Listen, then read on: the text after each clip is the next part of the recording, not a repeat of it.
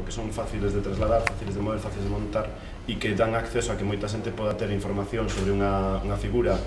que ata este ano non era demasiado conocida ou era conocida só en algún tipo de ambiente, pero que este ano eu creo que se produciu un fenómeno histórico na comunicación dun autor, non? É dicir, creo que o autor que máis relevancia levatido desde que apareceron os premios,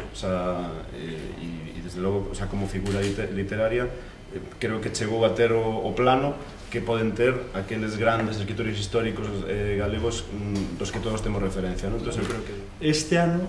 con esta persoa, con esta figura, déronse iniciativas moi diversas, moi densas, con moita participación, por exemplo, de xente nova, cousa que non pasara seguramente nestes últimos anos ou con outras figuras homenaxeadas, non? Das letras galegas deste ano e de Lois Pereiro, non? Que é efectivamente un autor con pouca produción literaria, con pouca produción poética, pero esa produción foi realizada neses anos 80, primeira parte dos 90, que é un momento de eclosión, un momento de cambio en Galicia, bueno, en España tamén, evidentemente, pero en Galicia un momento de cambio social, de cambio político, nace a autonomía nos anos 80, de cambio tamén cultural, cunha efervescencia tremenda no ámbito artístico, no ámbito musical, no ámbito literario tamén.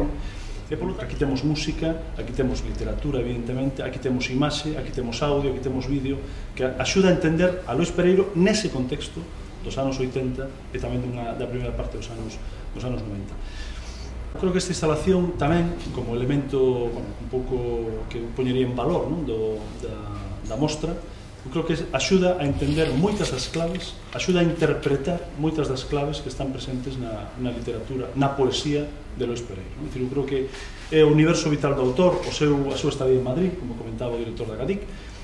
despois cando volve se instala na Coruña, esa vinculación cos círculos de creación musical,